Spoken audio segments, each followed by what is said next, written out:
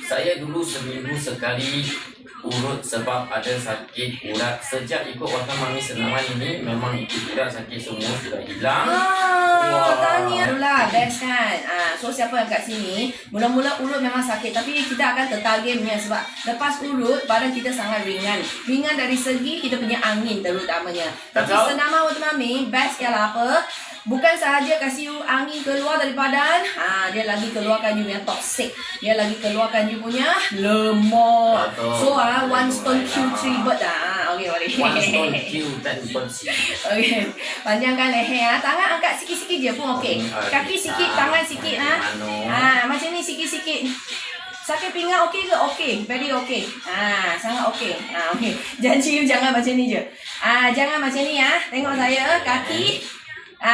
Badan tak mau. Angkat bahu. Macam ni tak mau. So korang perut kemut, tahan perut, jangan tahan nafas. Kaki just angkat sikit-sikit. Badan you stay tegak, and then angkat tangan sikit-sikit. Macam tu dah. You punya gerakan akan makin buat makin senang, makin ringan. Dan you boleh angkat badan you lebih senang, tinggi. Kaki you, tumit you, angkat you tangan pun boleh tinggi sudah. Sakit penting ringankan sikit, ataupun rehat kaki, kuat tangan dulu. Puan Terry. Maning. Kaki sangat lengur, betis sangat lengur. Korang tahu tak kalau ini lengur, maksud ini tak ada masa. Di sini tak ada masa, kaki senang nak penat jalan tak boleh, nak turun tangga tak boleh. So ini kita nak bina dia punya, bukan nak bina masa dulu, kasih punya urat sendi sehat dulu. Kemudian kita akan bina. Okey, mari. Jangan tahan nafas. Tarik pakai hidung, hembus pakai mulut. Lengur sangat, rehat sekejap, urut tempat yang lengur. Betis kan? Ini senaman sangat bagus. Hari ini rasa sangat lengur.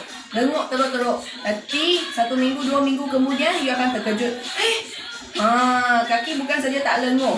Naik turun tangga tiba-tiba dia boleh. Okey, mari. Wah, betul ke Iman? Iman cakap senaman kaki ni bagus untuk kencing manis, doktor cakap. Betul. Yo, hebat.